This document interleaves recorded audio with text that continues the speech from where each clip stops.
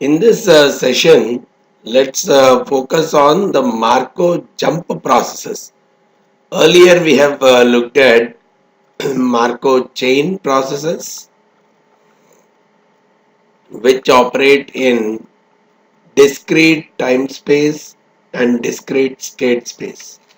Whereas when we talk about the Markov jump processes, they operate in discrete state space but continuous time.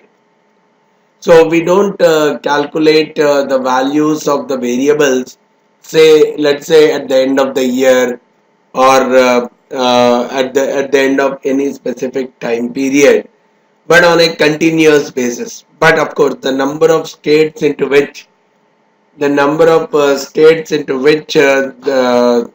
values of the process can be going into, they are discrete in nature. So either they may be integers, the states could be integers, the states could be a finite number of categories, or it may even be infinite number. But it is a discrete set of state spaces. So whenever we are talking about any process which follows a discrete state space as well as a continuous time space, and of course it should follow Markovian properties. What is that Markovian property? The values of the current period t, whatever the values of the current period t, are dependent only on the previous period value t minus 1 and no other value before that. So any value which we are looking at, the dependency is just with the previous value and not any other values before that, is what will be satisfying the Markovian property. So any process which follows a Markovian property in the discrete state space as well as the continuous time space is what we call as the Markov jump process. So a very special example with respect to a Markov jump process is a Poisson process. See, whenever we talk about Poisson process, we talk about in a particular period of time, right?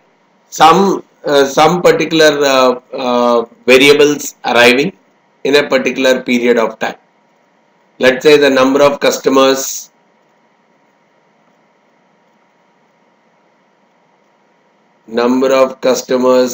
arriving in a day. It may follow a Poisson process. Now, what could be the state space when I am looking at number of customers? Initially, it may be 0, but after that, it may go to 1, it may go to 2, it may go to 3, so on, it may go to 100, let's say. So, these are the various state spaces that are coming up, and they are expected to follow a Poisson distribution. For example, whatever if I am taking generally denoted by nt at any point in time t, I am looking at the numbers. This is following a Poisson distribution. If I say with rate lambda, if I am saying that this is following, if the number of arrival of the number of customers is following a Poisson process with the rate lambda, then it means when I am typically looking at a particular, see, lambda could be per hour or something, and t could be in number of hours, right? Probably if I say lambda per hour and this t is t hours, then what we are saying is if nt will follow a Poisson distribution with lambda t as the parameter. So what does that mean? The probability for anything will become probability of x equal to x for this kind of lambda t will become e power minus lambda t into lambda t power whatever x divided by x factorial. The probability of some x equal to x will become this, because now the nt is expected to follow a Poisson distribution. So probably in the same example, if the question is like, okay, the customers arrive at the rate of 3 per hour, and we are talking about a Poisson process. So within, let's say within 6 hours, right, if I am saying the lambda is 3 per hour, and I am saying NT is like within 6 hours, what could be the probability that I get more than 20 customers, something of that sort. So when I am taking N6 directly, I can start working out as a Poisson distribution with 18 as the parameter here, lambda, and from there I can use, okay, probability of x greater than 20. So it should be 21, 22, 23, so on. So, or I should find out what is the probability of x less than or equal to 20, and then subtract all that summation from 1. So here what we are talking of is the increment. Now N6 is the number of customers that are arriving at time 6. But when I'm looking at a slight, okay, N T plus H. So the time that a little bit of additional time, this time difference, if I am talking about which is nothing but the increment, okay, the number of customers arriving at time nt, and this nt plus h is number of customers arriving at time t plus h. The probability of this is equal to 1. So see what this, given whatever is the filtration at time t, this is lambda h. What does that mean? See, it is like the number of customers are arriving at the rate of lambda. Let's say per period, lambda per period. If I am talking about h periods, it's like h lambda per period, right? Or h lambda is the probability of arriving during this h period. So that is where we are saying the probability of nt plus h minus nt is equal to 1, given whatever is the information up to the time period t. This is equal to lambda h, and the probability that the same is equal to 0, right? There is no increment during this h time period. We are directly taking it as 1 minus lambda h. But of course, we are giving some small order of h for all these things. And finally, when we are saying nt plus h minus nt equal greater than or equal to 2, that is very minimal, 0 or probably a small order of h kind of stuff. Which means this kind of a process we associate directly to a Poisson process. One, it has independent increments. The increments are completely independent. They are only dependent on, okay, if there are 3 customers now, the next increment is like it will go to 4 customers. But the time that it takes, it follows a Poisson process, but it is an independent increment, and it is a stationary also. So which means it is following a Markovian kind of a process, because it is dependent only on the previous state, and that too if the increments are independent, we already have discussed that it will follow a Markovian property. And because it is operating in continuous time kind of a segment, we are classifying it as Markov jump process. And for this kind of Markov jump process, if I have to understand a few more things for this Poisson process, we are talking about waiting time or holding time. If any particular process is following a Poisson distribution, the waiting time or holding time between two consecutive, so probably between nt and nt plus 1, the holding time between the two consecutive arrivals is expected to follow an exponential distribution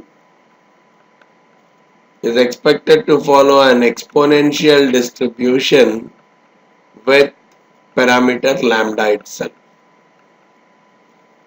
right? If at all we are talking about the arrivals following a Poisson process, we see that inter-arrival time will follow an exponential distribution with the parameter lambda, and as we know, the mean of the exponential distribution is nothing but 1 by lambda. So the mean of exponential distribution is 1 by lambda. And when I am looking at a transition rates, if I have to prepare a transition matrix, so when I am talking about the states going to the different states, okay, state 1, state 2, state 3, state 4, like this. So 1 to 2 it is lambda, whereas 1 to 1 I take it as minus lambda, 2 to 3 lambda, 2 to 2 minus lambda, 3 to 4 lambda, and 3 to 3 itself it is minus lambda. So what we see is the trend and all others will become 0, because moving from state 1 to state 2, we have defined nt plus h minus nt, the probability of this equal to 1 given ft is lambda h. So probably I take h is very small, probably probability of nt plus 1 minus nt is equal to 1 given ft, means the increment is 1. The probability is lambda for the increment of 1, and the probability of being in the same state, the transition will be minus lambda, because in general in a Markov jump process what we see is the transition rates mu ii will always be equal to the summation, the minus summations of mu ij's across all j's, whatever is the summations. So what we typically see is the transition rate generally for any kind of Markov jump process. Whenever we talk about the transition rate, the mu ii will always be equivalent to the negative summation of all the mu ij's, which means the summation of all the transition rates across all the rows should be equal to 0 itself. That is one of the properties where we look at a generator. When we talk about a generator matrix, it is nothing but it is the set of this transition rates from one state to another state, denoted by lambda. At least for the Poisson process, that number is lambda. When the state j is I plus 1, the parameter will be lambda. The state j is equal to I, the value will be, transition rate is minus lambda, and j is anything else, the value is 0. So that kind of a matrix that gets generated for a Poisson process is what we call as a generator matrix for Poisson process. And so for any kind of computation, we are looking at a generator matrix, and on the other side we also work out with the probabilities. So we have to consider two things. One is the transition rates. So this is what is the transition rate, the speed at which or the rate at which the movement from one state to another state happens. And when I am talking about probabilities,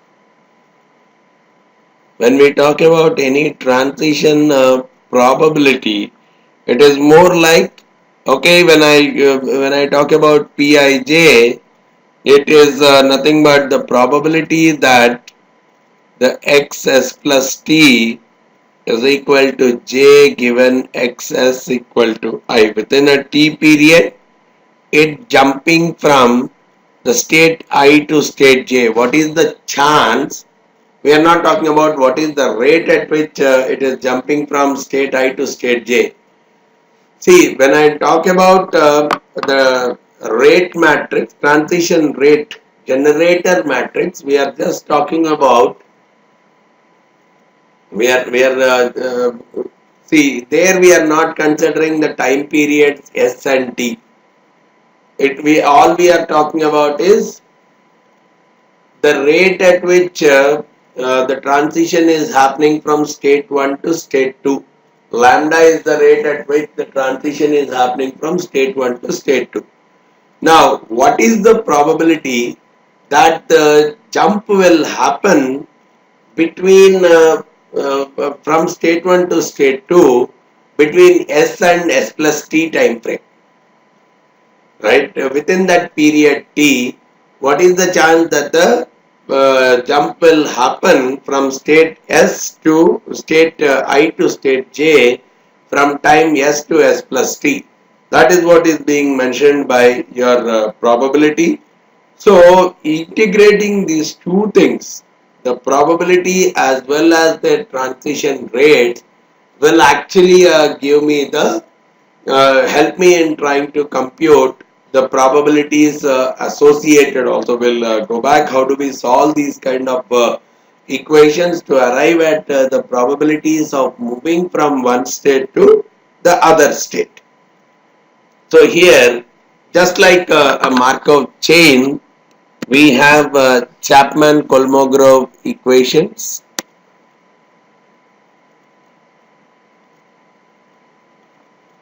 Here we have Chapman-Kolmogorov equations even for the jump process, where we are talking about Pij within a time period of s plus t is nothing but, okay, you go from Pik within a time period s, you are at you are jumping from Pi state to k state within a time period s, and from k state to j state within another period t. So this is, and probably for all k. So you move from state 1 to state 2 and then to 3, state 1 to state 4 and then to 3. So this is what is typically being the Chapman-Kolmogorov equation. And as I have already discussed, the whenever I am doing a differentiation of this, right, I am doing a differentiation of this at t equal to 0 or at time equal to 0, that is what we call as the transition rate. So the probability, when I am talking about doing a differentiation of the probability at t equal to 0, is what we are calling as the transition rate.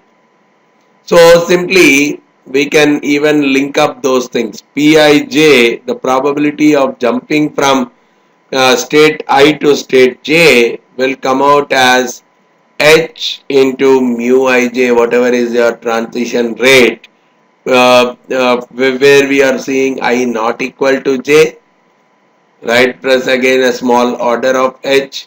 At the same time, this Pij will become 1 plus h mu ij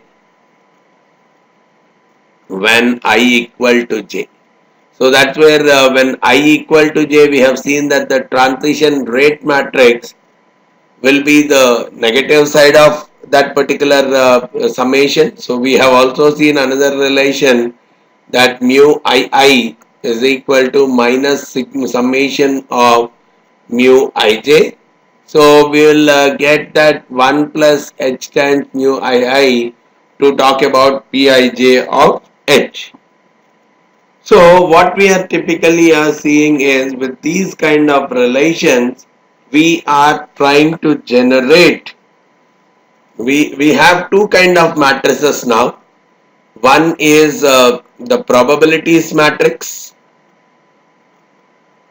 probability of transition from state I to state j, right? So let's say we are talking about three states, okay, healthy, sickness and death.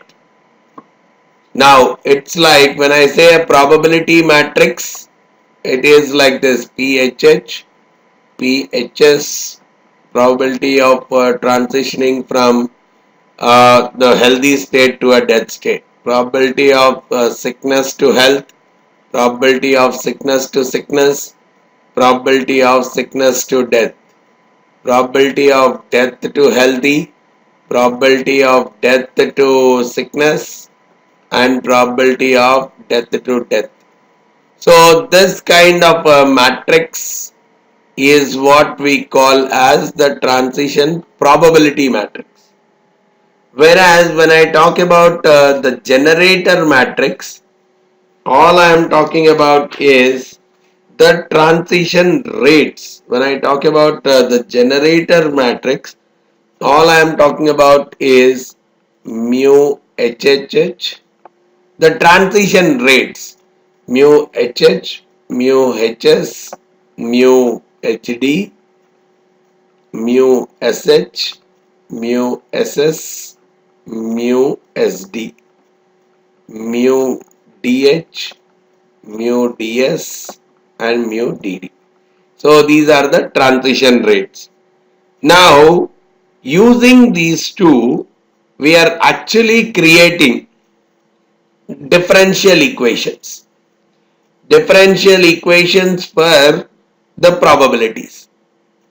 So probability and the transition rates together. So this matrix is called as a generator matrix, where we consider the transition rates of Uij across, and as we have seen, this would be nothing but the summation of these two things with a minus sign. Similarly, this would be nothing but the summation of this and this with a minus sign, and this also would be nothing but summation of these two things with a minus sign. So that is what would be the content of a generator matrix anyway. And I am doing when I am doing for each of them a differential equation, a solving will come out as through the differential equation d by dt. Pij of t is nothing but I multiply these two matrices, the transition probability matrix versus multiplied by the generator matrix. This is what we typically the multiplication will give me this kind of a differential equation, and solving this differential equation will give me the values of Pij at a particular point in time t. Right, so here we are talking about the probability of moving from one state to another state, the rate of moving from one state to another state. The multiplication of these two will help me in terms of finding out what is the overall probability of transition within a time period t, because this is not talking about a time period t and this is talking about the rate. The multiplication of these two will give me an equation relating to a transition from state I to state j within a time period t. Better understood through one example. Alright. So let's consider a simple case. A person is in a healthy state or a sickness state or a death state. right? So he can move from healthy to sickness with a transition rate of sigma, sickness back to healthy with a transition rate of rho. So these are the transition rates, let's assume, from healthy to death with a transition rate of mu, and sickness to death with a transition rate of some nu. Now, because these are the various transition rates, so I can prepare a generator matrix now. What is this generator matrix? HSD. If I say H to H, so that should be computed finally. H to S is sigma, H to D is mu. So H to H will be the summation of sigma and mu with a minus sign. Similarly, S to H is rho, S to death is nu.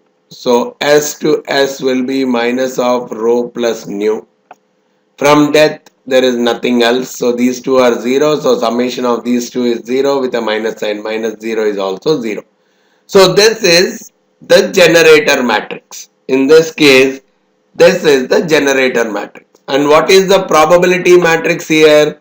P of HH, P of HS, P of HD, PSH, PSS, PSD, PDH, PDS and PDD.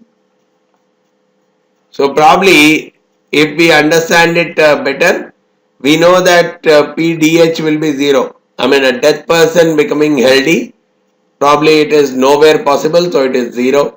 A dead person moving into a sickness state also is 0 because the dead is dead, so he cannot be sick anymore. But dead to dead might be the case that the probability is 1. A dead person staying in the dead state itself, that could be 1 because it is guaranteed kind of stuff. But now when we are solving for Pij, right, when we are trying to find out the values of Pij at a particular point in time for T period, because this is for one period and this is the transition rate. So when I am doing this, this will give me for a period T. So here what we are saying is there could be a possibility of a forward differential equations. Whatever we are getting by the multiplication is a differential equation. So we can get a forward differential equation or a backward differential equation. Now using any one of them we should be able to solve the equation for Pij of T. So when I say forward differential equation, we first take the probabilities, this matrix, and then multiply it with the transition rates. Right, multiply it with the transition rates. That is what we call as a forward differential equation. But when I first take the transition intensity, so basically it's like saying a forward differential equation is d by dt of P ij, P of t is equal to whatever is the P of t multiplied by a generator matrix.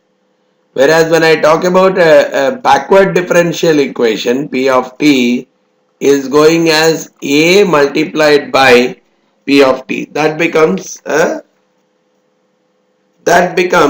backward differential equation process.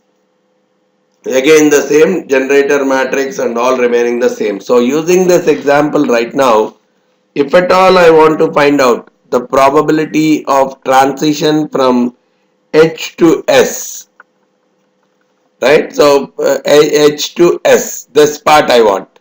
So first, so when I want 1, 2, the first row of this multiplied with the second column of this. The first row, because HS is the 1, 2 term. So first row of the first one multiplied with the second row of the second column of the second one. So obviously it is becoming sigma times PHH. Right, if I am looking at the simple expression way, it is becoming sigma times P HH of T and minus sigma plus nu times P HS of T. So this is the differential equation for d by dt of Phs of t is going to be this much. Similarly, if someone is asking to find out d by dt of Phd of t, the differential Hd is 1 3. So first row multiply with the third column. So it becomes mu Phh of t plus nu Phs of t. This is what will become the differential equation associated with the transition from state H to state D. But when I am talking about, let's say, P by dt of P HH of t, again here there is a difference. HH, if I put a bar on this, it means that it does not transition to any other state. We are talking about within that existing state itself, how long can it stay. So HH is actually the first one, right? So if I just say P d by dt of PHH, there is a difference here. If I say d by dt of PHH, then it is like the 1 1. So first row of this, first column of this, so minus sigma plus mu PHH of t plus rho times PHS of t, right? But here what we are saying is, if I put a bar here, I won't have this term. It's only lying in H. The probability of lying in H and transition rate associated with the state H from H to H itself. So that is what will be forever the person is in the healthy state itself. A person who is currently in healthy state, he does not go to sick and then come back to healthy. He is in the healthy state only forever up to the time period T, up to T years. The person remaining in the healthy state itself is given only by this much. But when I am talking about, yes, probability that the person go back to sick and then back to healthy, even if that needs to be included, then probably we are considering even the second term into this. So that is the way we are solving the forward, that is the way we are forming the forward differential equation. Now when I talk about the backward differential equations for the same, probably first I am taking the generator matrix and then I am taking the probabilities associated with them. So from here if I want PHS, again HS is 1 2. So the first row of this multiply with the first column of this. So it is becoming minus sigma plus mu PHS of T plus sigma PSS of T plus mu times 0, because PDS is going to be a 0. So probably PHS is working out to minus sigma plus mu PHS of T plus sigma PSS of T. Similarly, when I want to know PHD, HD is 1 and 3. So minus sigma plus mu PHD plus sigma PSD plus mu into 1. So it is coming out as plus mu. Same logic I can apply for any of them. So this is primarily, okay, don't look at it as PHS. This is d by dt of PHS or d by dt of PHD. So these are the various differential equations associated with the transitions from one state to the other state, which are helping me to find out the probabilities. So once I know the differential equation, I can solve the differential equation to try to find out the value of the P of ij, the probability of transition from state I to state J. So whenever we are talking about let's say the probability of staying in a particular state P of HH with a bar, we said that d by dt of that in the earlier example was more like minus sigma plus mu PHH of T itself. Now what we are typically seeing is if I do a small adjustment by bringing in PHH of T here, this becomes minus of sigma plus mu, and this is f dash of t by f of t. So obviously this is becoming the differential, this differential equation, probably it is like d by dt of log PHH of t. This is minus sigma plus mu, right? So directly we can find out when I am removing this log, this is nothing but this is getting integrated.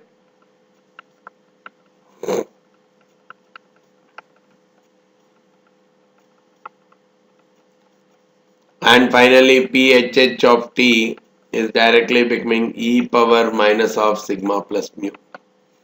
E power minus sigma plus mu, which is nothing but e to the power of minus summation of all the transition rates.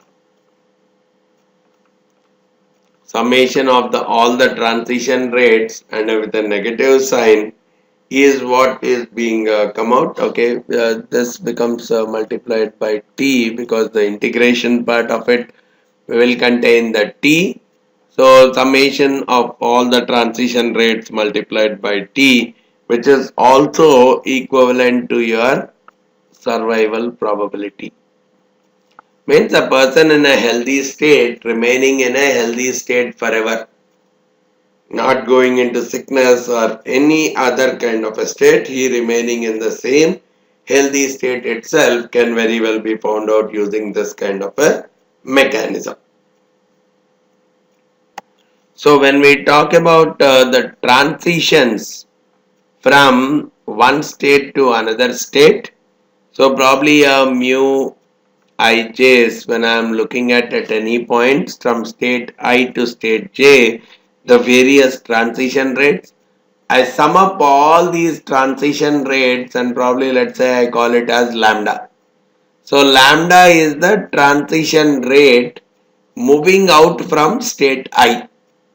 So this is expected to follow. When the transition rates are following, when the transition rates are following this kind of a distribution, we are talking about the holding times. The holding times, they are expected to follow an exponential distribution with lambda as the parameter. So because of that, what we can say is the expected holding time in any state I.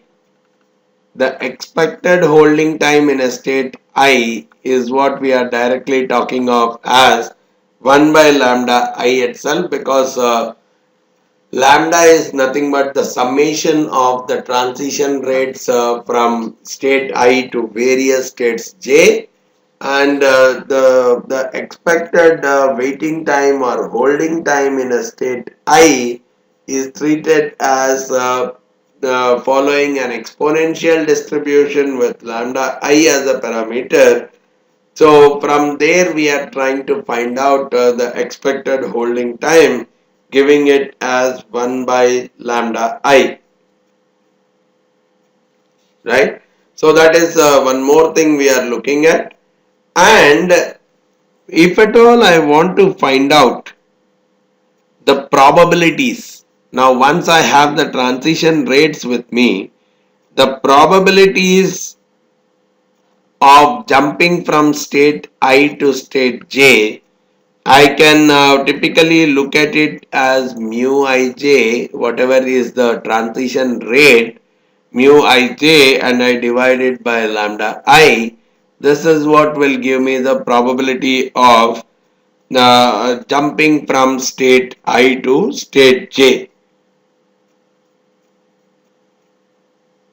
Right, so probably this is another advantage of computing the transition rates as well as the probabilities. So, but this happens on a regular. So, typically, if at all I want to find out the moment, okay, it has started from state I and reaching state K. If at all I am interested that it is starting from state I and it has reached state K, what is the expected time? So this is one typical numericals also. We would look at the numericals in our numerical section. One thing which I would like to see here is finding out the probability or what is the expected time that a process which is in state I will reach a state K. So that I can find out using this kind of a recursive formula. Mi typically we are talking of as 1 by lambda I, which is based on the transition rate, plus all mu ij by lambda I into mj. And this is a recursive kind of a formula wherein I am talking about the j which is not equal to I or even k. So transition from state I to probably any other state j which is not your state k, and so what is the probability of transition to those states, and again what is the approximate average time that it can spend in state j. Like that it goes recursively to solve a typical numerical. Right, so probably if I am simply considering just to understand a simple numerical, let's try to take one. Right, if I am talking about the various transition rates in that same HSD model which I have discussed, healthy, sickness, death. We are talking about this as sigma,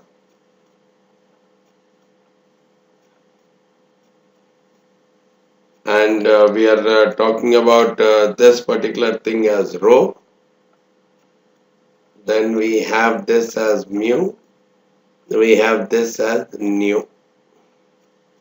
Now just to take some numbers, let's say if I am taking this is 0.03, mu is 0.01, transition rates, nu is 0.05 and sigma is, let's say,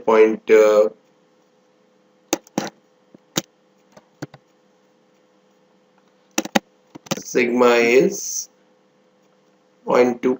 Let's say I am taking some numbers. Now I would like to find out the average expected time for a healthy life. Means I want to find out MH. So recursively what do I take? Okay, so if I am talking about it, what is the lambda with respect to h? What is the lambda h? Lambda h is nothing but 0.03 plus 0.01, 0.04. What about lambda s? 0.2 plus 0.05, 0.25 is the lambda s.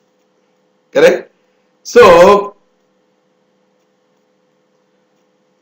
when I am talking about now expected holding time, right? Okay, the when I am talking about the expected time in the healthy state. Okay, if I am talking about the expected time in a healthy state, I am directly taking it as 1 by lambda I, 1 by 0.04, which is giving me at 25 years. Similarly, when I want expected holding time in sickness state, I am talking about it as 1 by 0.25, which is 4 years.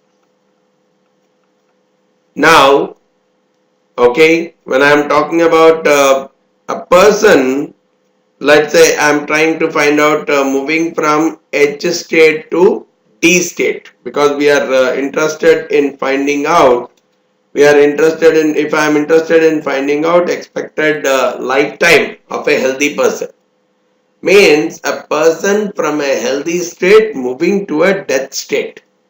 So when I'm trying to find out the probabilities of moving from the expected time with respect to moving from one state to another state, I can try it out like, okay, mh is 1 by lambda h, 1 by lambda h plus the all the transition rates from I to j divided by lambda, or probably let me call it as from h to other states. So probably in this case, when I am talking about h as d, so I should not take h, I should not take d, only s is something which I should consider. Okay, mu hs divided by lambda h multiplied by ms. So from here I am getting it as 1 by lambda h is 25 plus mu hs from h to s, it is 0.03 by 0.04 into ms. Okay. Now what about ms now? If I want to find out what is ms, the same 1 by lambda m, which is coming out as 1 by 0.25 plus, okay, with respect to, so it should not reach, it should not, when I am talking about ms going towards the d, I should not consider the d part, only h should come up. So 0.20 by 0.25 times mh. So what is happening here? It is coming out like mh equal to 25 plus 0.75 ms, and ms is coming out as, so here I can substitute 25 plus 0.75, ms is coming out as 4 plus 0.8 mh. So obviously it is coming out as 25 plus 3 plus 0.75 into 0.8, right, 0.6 mh. So obviously it is coming out as 0.4 mh equal to 28. So mh is working out to 70. So expected life of a person, of a healthy person, from this kind of a transition rates kind of calculations, you can very well find out that it is going to be around 70 years. The same logic you can see, a person currently in a sickness state moving to a death state. The same logics you can work out. Person who is in a sickness state moving into a death state, you can find out what could be the age, and the same kind of thing can be extended to any kind of number of states also. So that's one more important example that we need to be comfortable with when we are working with the expected time to reach one state from the other states. And now how do I estimate all those transition rates? We talked about sigma, we talked about rho, we talked about mu, we talked about nu. How do I estimate these kind of stuff? Again, the estimation for these kind of parameters is going with the maximum likelihood approach itself, and for that we are defining a likelihood function. For that we are defining a likelihood function, which we are talking about from the same, assuming that all these values are constant between age x and age x plus 1 for that entire 1 year period. We are defining the likelihood function as, okay, easier to do, sigma to the power of number of people who transitioned from healthy state to death state. Similarly, rho to the power number of people who transitioned from sickness state to healthy state. Right. Similarly, we are talking about mu to the power number of people who transition from healthy state to death state, and nu to the power of number of people who transition from sickness state to death state. So from a sample of observations which I am observing, I am trying to find out, okay, number of people who are transitioning from each of these states, and we are also talking about the expected time in each of those states. So the expected time in the healthy state, I am using the transition rate of sigma plus mu. Similarly, the expected time in a sickness state, where I am using the transition rates as rho plus mu. So this will become my likelihood function based on the observation, and of course I can do a log likelihood for the same logic. Log likelihood gives me NHS into log sigma plus NSH into log rho plus NHD multiplied by log mu plus NSD multiplied by log mu minus TH sigma plus mu minus TS rho plus nu. So this is my log likelihood function. So I differentiate them with each one of them. Let's say with respect to sigma I differentiate, then it becomes NHS by sigma, right? If I am differentiating this becomes NHS by sigma minus TH. This I am equating it to 0. So from here I am getting NHS by sigma equal to TH. Otherwise I am getting sigma as number of people who have transitioned from state S to state H to state S divided by total observed time in time H, in total observed time in healthy state. So number of people who transitioned from healthy state to a sickness state divided by the total time observed in the healthy state. So that is what is giving me the estimate of sigma, the transition rate from healthy state to a sickness state. So this is how we are getting into the maximum likelihood kind of approach for all the variables, and that is the way we are trying to solve. Okay, NHS by sigma by total time in the healthy state for sigma, NHSH by TS for rho. Like that we are trying to find out now based on the number of transitions from state I to state J and waiting times in state I, the ratio of those two are what are working out as maximum likelihood estimators for sigma, rho, nu and mu. But at the same time, okay, because they are maximum likelihood estimators, they are expected to follow a normal distribution with mean equal to that expected value itself, and at the same time the variation is nothing but the 1 minus 1 by the second derivative of the same, right? Because this is the first derivative, and if I am taking the second derivative, this is becoming ns into minus 1 by sigma squared, right? nhs into minus 1 by sigma squared.